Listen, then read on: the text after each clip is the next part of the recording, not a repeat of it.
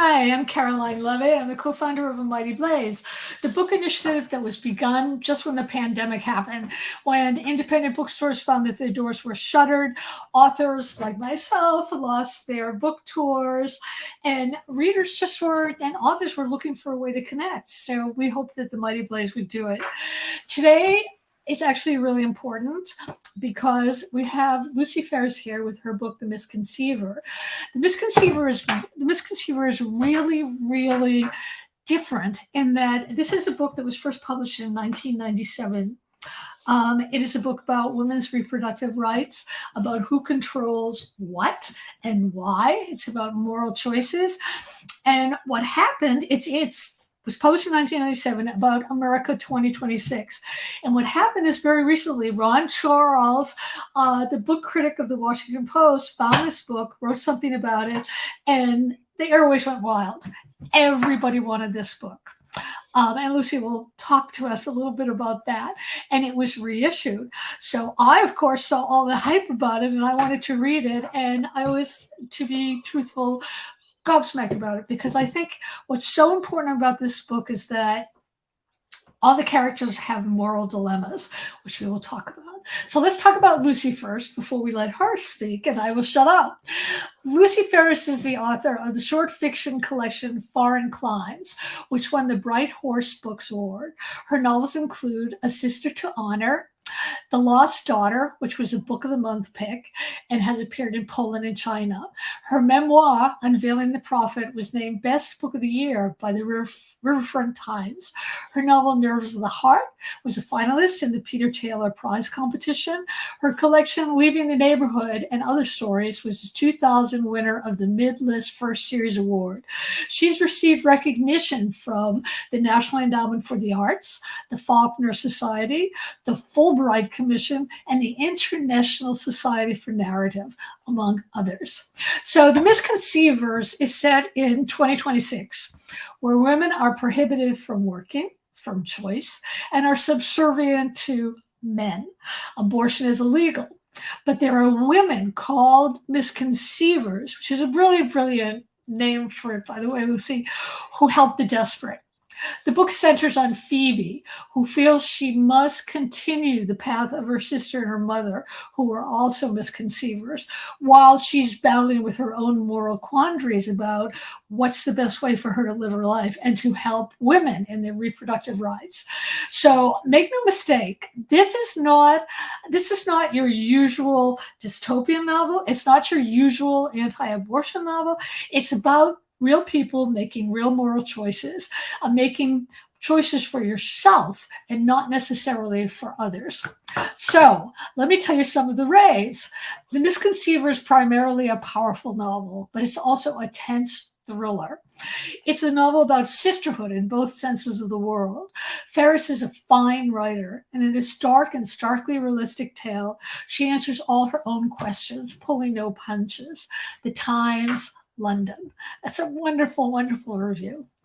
So what I want to know, first of all, is this book was first published in 1997, Lucy. Oh, first of all, welcome, Lucy. Welcome to Mighty Blaze. I also want to tell people that you can put your questions in the chat and we'll get to them probably in 20 or 30 minutes. Also, please buy your books, including The Misconceiver, at bookshop.org. It'll direct you to a great indie, or you can just walk down the street to your favorite indie. Okay, so let's talk about the origin story. What's so interesting about this book is that it was first published in 1997, as I said. Then Ron Charles found it, as I said. Can you talk about the process of getting it out again, and how did you feel when that happened? Were you at all surprised? Well, yes and no, because there had been calls over the last 25 years to bring this book out again. And people were teaching it, for instance, mostly in the British Isles, and they wanted copies for their classes. And every time the question came up, I didn't know whether I should rewrite the book because the prediction was not quite, didn't jive with history, or how it should come out again. Also, when it was first published, it was basically never distributed. There had been a frivolous libel case that had nothing to do with this book, that had to do with the book that preceded this book. Oh my God. But Simon and Schuster's policy was not to distribute books by any author who was under threat of libel. And the libel suit happened to hit the week that The Misconceiver was published. Oh my gosh. So it was reviewed all over the place, but basically not distributed. And it was a professional disaster for me. So that was also sort of part of my hesitation about bringing it out again, is that I had kind of, PTSD about having brought out The Misconceiver.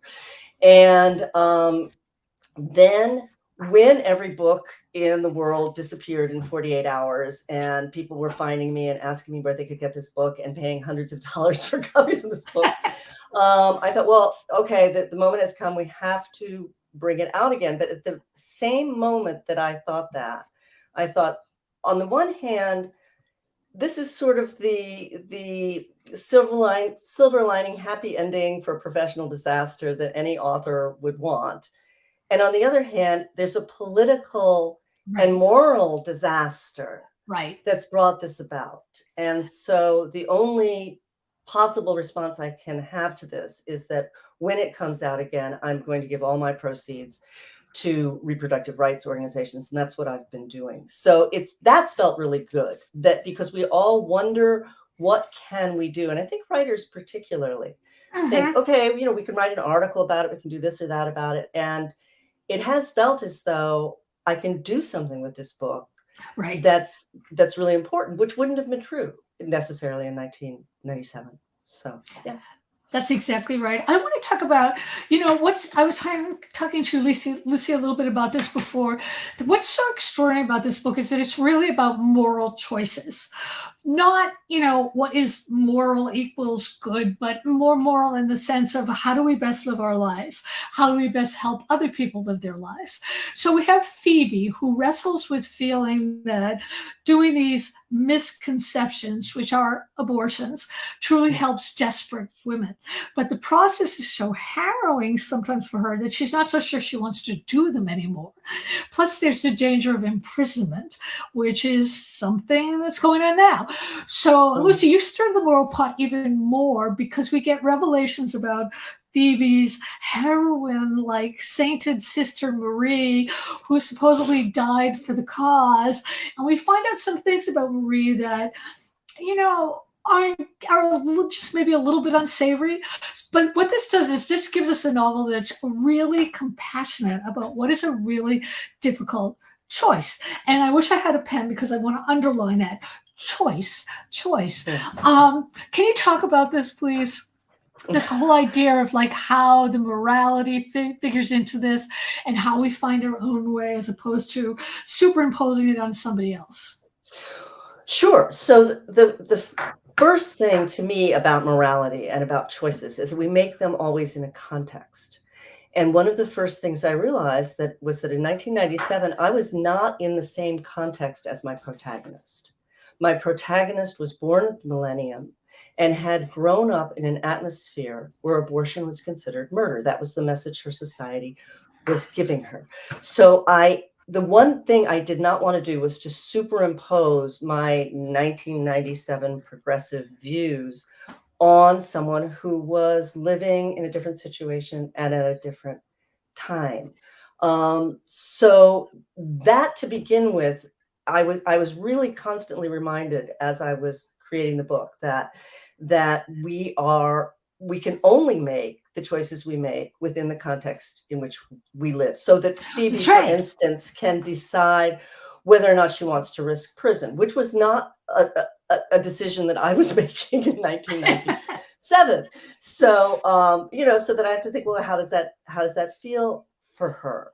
And I did not want, the other thing I wanted very much to avoid, as you say, was the idea that there were people who were perfect. There were certainly, she thinks for a while that her sister, I've written about sisters before, and I do think that there is a lot of sisterly loyalty, and particularly a younger sister can think especially of a much older sister as being an icon.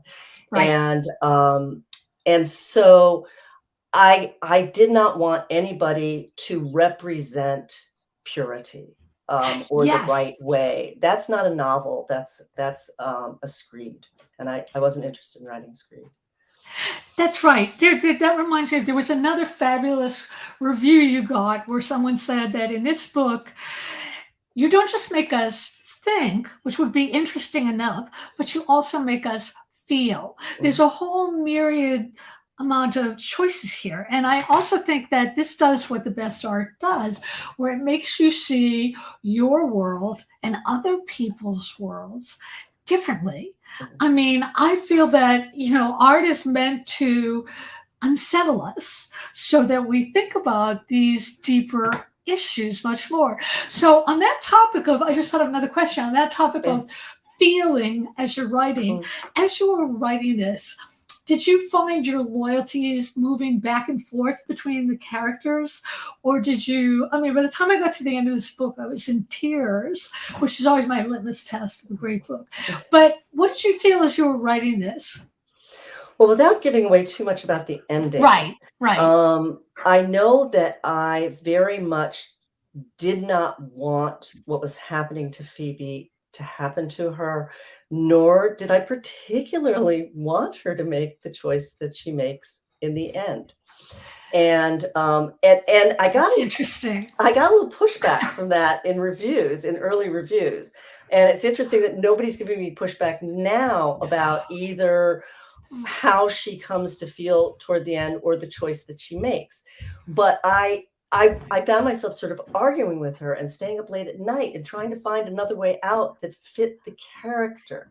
And there wasn't one. It would be me sort of, this is a weird thing, of course. People always think that writers can do whatever they want. After all, we made up this character, we made up this plot. Why can't we just do what we want? But at some point, the character takes on her own three-dimensionality, and she was not going to head where I would have liked her to head for a kind of nice Hollywood ending to the story. Not that I Well, don't think that's happening, but that's why I love the book so much, because it felt true. Everything felt true, and everything also felt earned. You knew why she made the choices that she made. Still speaking about Phoebe, I want to talk about the connection between her work with computer viruses and malware, and also being a misconceiver.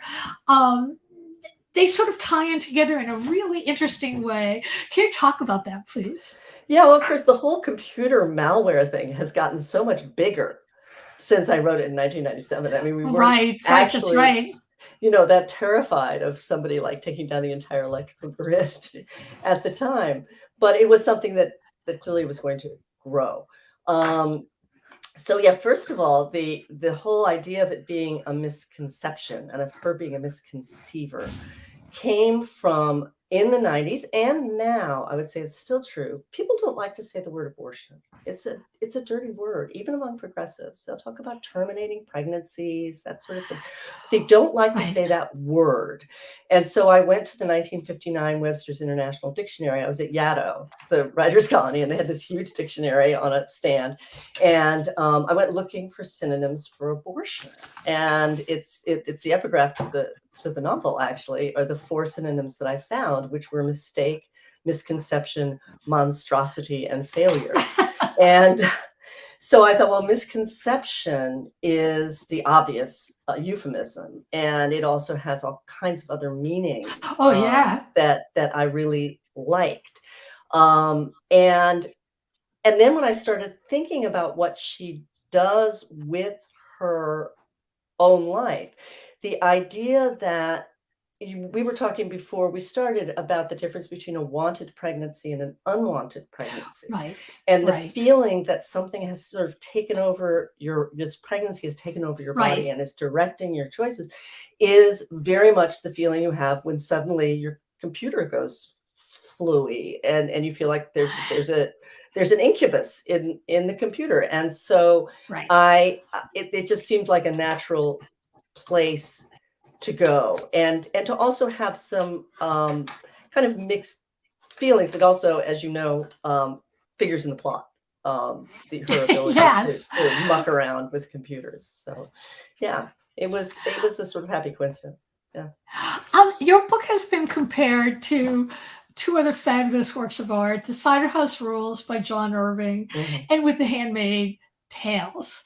Um, what I want to know is, how do you feel about as a writer being compared to other authors like that? I mean, I can see where they did that because both of those two books are really compassionate Mm, and really well. Cider House Rules is more compassionate than The Handmaid's Tale. Isn't that yeah. compassionate actually? But do you think that helps getting your message across, or do you think it does the opposite? I'm Well, just curious. it has the risk of making you sound derivative. And Right, and it's not at all. It's not at no. all. And of course, I had read, I'd read both those books, and I had done a lot of thinking, particularly about the Handmaid's Tale, because I'm a big Margaret Atwood fan, and now the Handmaid's Tale has become this whole other thing, this series, and so forth. But while I admired the book, I also felt as though it did not do what it was being touted as doing, which was really to speak to the risks of the patriarchy that we find ourselves in, Right. because it was so far removed. It was so fantastic. And so people could say, well, thank God we don't live the life in the Handmaid's Tale. Right. Right. And I wanted something that was, so I was in a way speaking. I felt as though I was kind of in a conversation with that book. So the comparison is, as I say, it's kind of silly. This is what people do. That's what they do with movies too. Yeah, I And my know. worry I is know. it They sounds do. It's a derivative. combination of Yeah, right. yeah, It just kept popping up in reviews, and I guess that's probably yeah, meant to be a focal point. Okay, yeah. so at one point in this book, somebody I meant to go back and figure out who it was who said it, but somebody said that it's a good thing for a woman not to be controversial. And I wrote that line down because I loved it, because I actually think it's a very good thing for a woman to be controversial. And I bet you do too, right? Yeah, sure. Yes, absolutely. So I also want to ask in terms of a lot of stuff in this book was there was a backlash against um female women getting ahead and against feminism. And we were talking before I came on about how the women's movement started in the 70s and went on, and it was still like very much male dominated to Right. a large extent. Yeah. So I was wondering, like, why can't we? It seems to me like that goes in a loop. Like, we think, okay, women are going to come out, our bodies ourselves, we're going to fight for women's rights, and then we get them. And here we are back again Right. with, Roe v. Wade being abolished and talk of birth control being abolished. What do you have any idea what the stopping point is? Why we can't get past that loop and just keep going? Well, I wonder, that's one reason there's a conversation in the book at one point that Phoebe overhears. Mhm. Her older sister Marie is talking to her mother, and they're talking about their grandmother. And Marie is kind of pissed off and says, that whole woman, we're girls, the whole woman thing, that basically lasted for one generation. And so the way I'm figuring that is that I'm the age of Phoebe's mother. So I'm of the generation that thought we were changing the world Yeah, and it me was too. all going to get better and better. We're going to bring the men on board eventually, and so forth. So I'm like Phoebe's mother, my mother, who was brilliant, and I thought of her as a feminist, and she worked and she did all kinds of things for women's rights, but she also said to me in a very sober moment that she just didn't think women were as smart as men. Oh, did you believe her at the time? Did she say I this was when you were little? No, I was by then I'm like 17 or 18 and my jaw dropped. Not that somebody had said it, but that my mother had said it and that she had said it to me.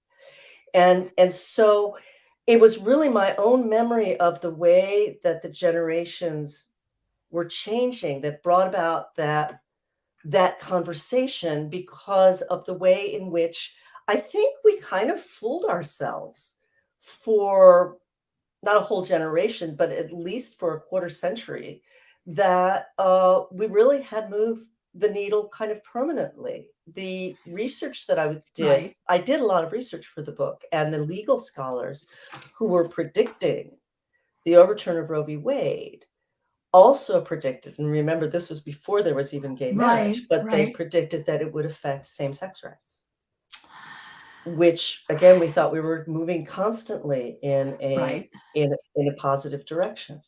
So it's quite sobering for me. I It don't is sobering. Again, it's totally sobering, which brings us to the question of morality and finances. Somebody comments in the Misconceivers that there's definitely a connection. That was another line when I read it. I thought, Yeah, of course, it's not morality for its own sake, or what does it mean to be a good person. yeah, It's what's going to bring corporations and people the most money. yeah. Um, can you talk a little bit about that, and then I want to talk about your cover. Yeah, sure. Yeah, so there's just sort of vaguely defined group in the book, not nearly as well defined as you would imagine in a dystopic novel where Big Brother rules or something. But there's a vaguely defined group called the Coalition, which is basically a group of kind of lobbyists and legislators that have moved more in the direction of America as a Christian nation, and with all that you would expect from what we're seeing now happening there, but that the coalition also includes leaders of industry who can sell things as a result of taking advantage of that. So there's that part of kind of follow the money, and there's also, and I have yet to figure what's going to happen with this. I'm hoping we're going in a different direction with so many states passing laws shoring up reproductive rights within their states. But But there are states that are saying if you come back to this state having had an abortion in another state, you will be prosecuted. And if you have a lot of poor women flooding into blue states, then that increases the welfare rolls in those blue states. And if you have legislators who are being lobbied by the coalition, then there's money.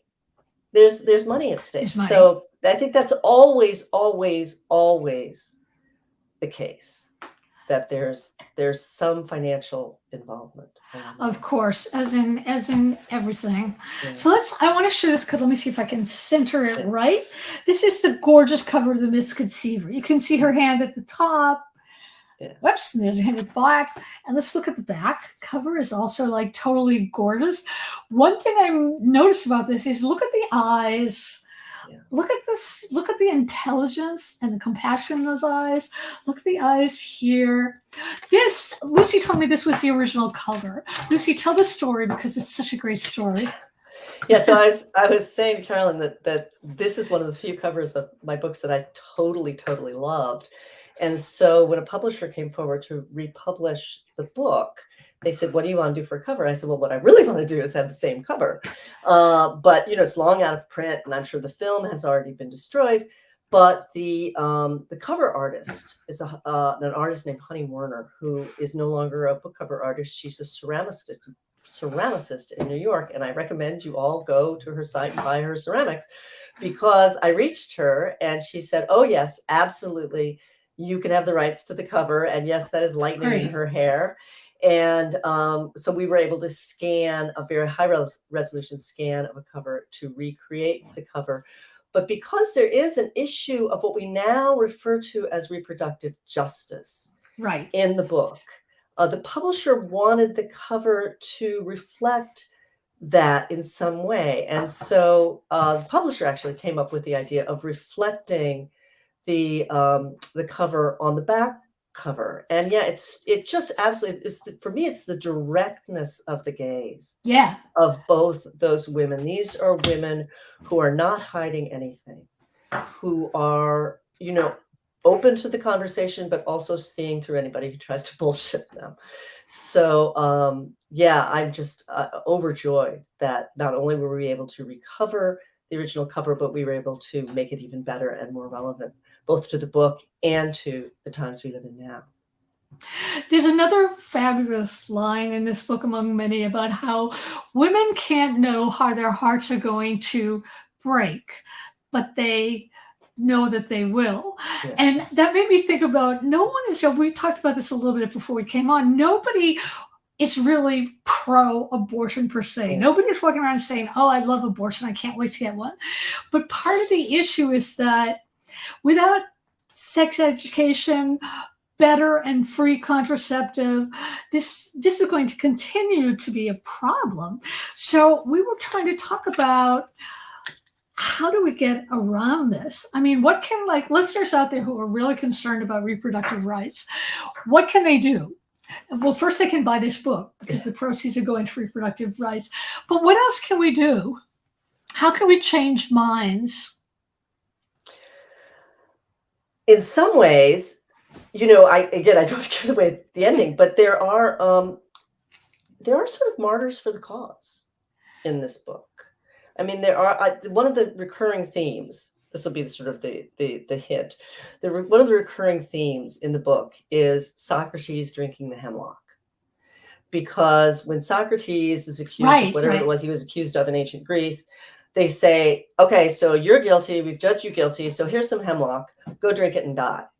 And he doesn't actually have to drink the hemlock. Nobody's holding him down and pouring it down his throat. He has to choose to drink. He's been ordered to drink the hemlock, but also they're going to leave him alone if he doesn't.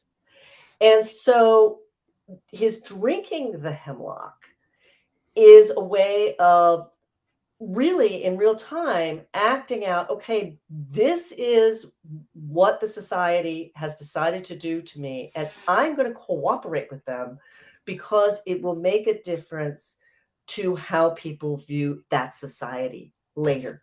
Whereas if he didn't drink the hemlock, nothing would change. And I'm sorry, this may be a grim view, but I do think, I mean, one of the little things that has started to happen, and I think should happen a whole lot more, is that people should come out. This is a very small way of being a martyr, very small. I've had 2 abortions. I think more people who have had abortions, of which there are hundreds, thousands, and just as everybody has a gay member in their family, everybody has a woman who's had an abortion in their family, and we should come out. And then you have to stand there and get rotten tomatoes thrown at you, but that's not as bad as drinking the hemlock. So that is the one probably small thing. And I found when I'm doing talks on this book that this question's come up, and every time I've sort of swallowed and then said, I've had 2 abortions. Yeah. Since you've been so brave, I'm going to be brave too. I was about to have an abortion during a 4-month pregnancy, carrying a very damaged child, when the child died inside of me. So I'm sort of on the fence of either thing. But I was telling Lucy, one of the extraordinary things that happened is afterwards, this woman came up to me when she knew what had happened and said, so I bet you're not so pro-choice now, are you? So, but I agree. I think if we tell our stories and talk about why we did what we did, and I think that's a very wise thing.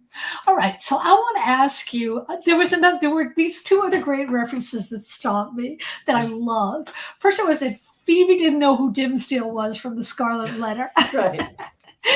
And another woman didn't know the Wizard of Oz reference when Dorothy clicks her shoes together. Yeah. So that was so delightful. And I have my own ideas about why those 2 references were there. But I'm dying to hear yours. Why did you put that in? Well, it was just a very small way of indicating that this is a different world. I mean, right now, if you're an educated person, you know about the Scarlet Letter. And if you're even a mildly aware person, you know about the Wizard of Oz. I mean, it's true that in a creative writing class of mine, at one point, I was talking about a trickster figure, and I said, well, like Bugs Bunny. And they all went, who? Oh, no. Oh, my God, we've lost Bugs Bunny. So yeah, they had no idea. I went and pulled up a Bugs Bunny cartoon because nobody had seen it. So you do lose those references. And I sort of wanted almost every page and every sentence of the book to indicate that we were in a slightly different place without pounding people over the Right. head with it. And so little things like that, brought that out. And probably there were people who wouldn't get it. But for me, it made it clear we were in a different generation, a different world. And that's why I did it. Yeah. I loved it. I loved it when I saw that. We have some audience questions for you. And for anybody out there, don't be shy. You don't have to even put your name in. You can just write it in the chat. So here's the first one. What is your advice for new writers? Oh God. When I first asked, when I was graduating from college before computers, there was a Rolodex of alumni. And so I went for W for writer. And I started writing to this guy and saying, so what is your advice for new writers? And he said, don't. Okay. We carried on a long correspondence, but basically every letter he sent was saying, just don't. Yeah. So no, my advice is a little more optimistic. Your advice for new writers. I think it's a high wire act. I think that you have to be sure that it's your vision and that you're going to get to where you need to get. And at the same time, it's not a profession. Your stubbornness probably needs to have some openness in it. We always think of writing as a solo act, but It's agents not. and editors and friends who have responded to my work and sent me in entirely new directions have been humongously important, as have other writers whose work I've read. And so the idea of sort of being sure of yourself, but not having to mix my wire walking metaphor, not having tunnel vision about it, I think is it's a skill to develop as much as the skill of making sentences. And that to me is one of the most important things that people don't always say. Do you outline, or do you just do you have a vague idea of what you're writing about and then you let the writing carry you, or do you structure things, or combination of both? I'm a naturally disobedient person. So I think I make outlines in order to disobey them. So I make the outline because then I think, oh look, now I have a book. I know where it's going. This is great. And then about midway through page 1, I'm already like off the outline. And so I'll continue on for a while in the wilderness, or as E.L. Doctorow said, he always says you go as far as the headlights will take you. And I thought, yeah, but that won't get you where you're going. If you Yeah, and then you crash. I know. Like you end up in the wilderness, E.L. That's right.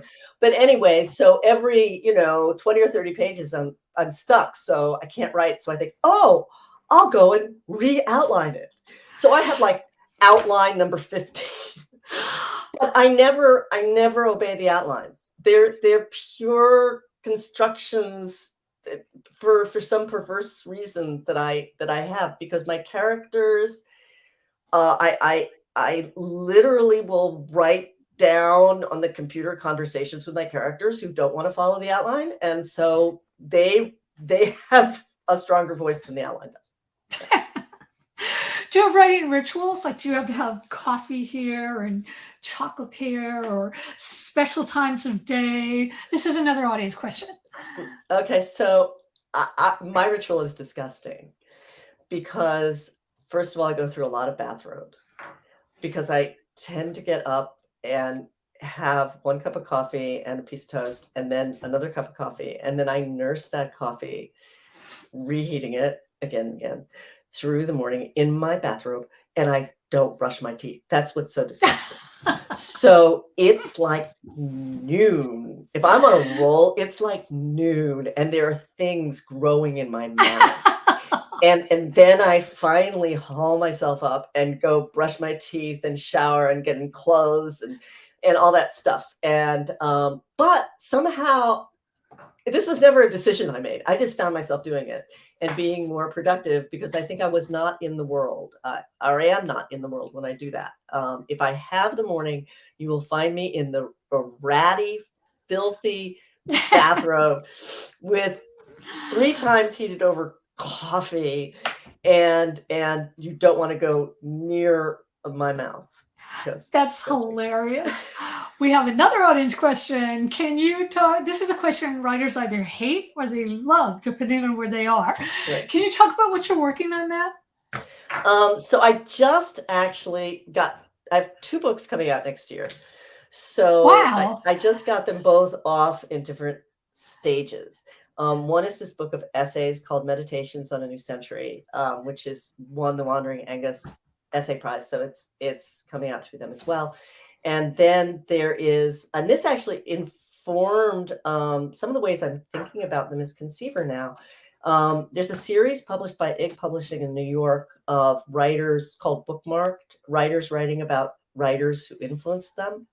And I'm writing about Christina Stead, who nobody's ever heard of, but wrote a book called The Man Who Loved Children. Yep. And the Man Who Loved Children disappeared for 25 years. Really? And it was rediscovered. Yeah. Who rediscovered it? How did that happen? The guy who wrote the intro to it, damn it, I'm forgetting his name. Very famous critic in the 1960s. It was published in 1940, and in 1965 he rediscovered it. It was republished. Jonathan Franzen, who's not one of my favorite people, but I hate to diss anybody who likes Christina Stead, recently rediscovered it again in the New York Times Book Review, so it got a little spurt. Anyway, both those books are now have been put to bed and are coming out next year. And all I will say about what I'm working on now is that it's about old people sex. Oh my God, I have to read that. I think people should write more about old people sex. I do too. I just read another review of a book that was supposed to be about old people sex, but the woman's 39. Oh, so, I'm sorry, 39 is not old people sex. Oh, you're talking about Misdemeanor, Ellie Livman's book. Yeah, that's right. Yeah, it sounds like a great book, but 39 is not old. I will tell you that my mom, when she was 93, fell in love for the first time, and she stayed in love with her boyfriend until she was 101 when she died. And one time, my sister came in on them, and they were frisky. That's so great. I love that. Yeah. So I have 2 more questions for you. These are questions they're my questions that I always ask. The first one is, what's obsessing you now and why?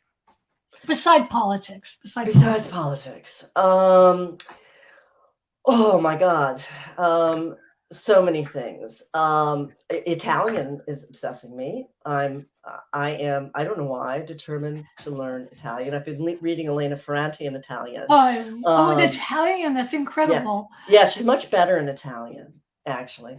And partly, I mean, I got turned on to Elena Ferranti even before the quartet, because she published a book titled The Lost Daughter, and her last name begins Ferr, which is the same as my last name. That's right. And so I think I got some sales out of that.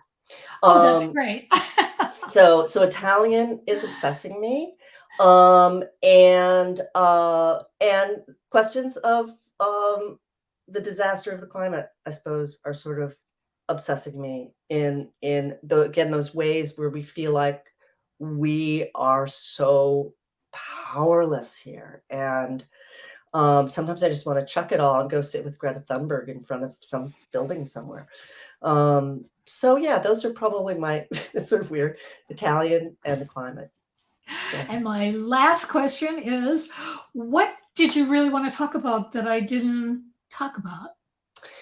So there's one sentence in this book that I want to say a little something about. Great. Because Ron Charles called me and he asked about this sentence. And I know that this is the toughest sentence in the book. And that is when Phoebe says to every one of the women who come to her for help, "Do you want me to kill your baby?" Yes, that's right. That's right. And I knew when Phoebe was saying that, which I did not want her to say, but she said it anyway. I knew that would be a real turnoff for a lot of people who are in favor of reproductive rights. But I also felt as though I didn't want to run away from, as I said, I've had 2 abortions. I don't want to run away from the idea that this is the ending of something, It's first of all. something, right? And secondly, if you've grown up in a world where for more than 20 years, the accepted truth has been that abortion is murder, Hmm. then you do what you do, accepting that most people will say you're killing somebody. So I kept it in there, just a kind of throwing down of the gauntlet in terms of, if we're going to make moral choices, we sometimes have to make them in the face of the the culture that we're in telling Right, us we're wrong. right, right. And also that kind of rhetoric is rhetoric those women would be facing on the outside if somebody Yeah. found out. Yeah, that's what she says. That's the Yeah, language we use on the outside. that's Yeah. what they say on that side. So I want to show this gorgeous cover again. Isn't it beautiful? And look at this. I love this gaze. Yeah. I was saying to you, Lucy, before that you should get a picture of that and frame it Frame because it. having that gaze every time I look at it, I think these women are courageous and smart, and that's a good thing to look at. Yeah. So I want to tell everybody once again, remember all proceeds for buying the Misconceiver go to reproductive rights. That's important. Also important, please buy your books from an independent bookstore. Oh, yes. Especially if you don't know one, go to bookshop.org. They'll direct you.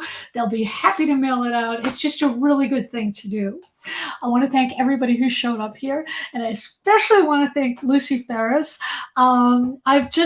This book was so meaningful to me, and I just loved it on top of it being meaningful, which is always the best kind of read.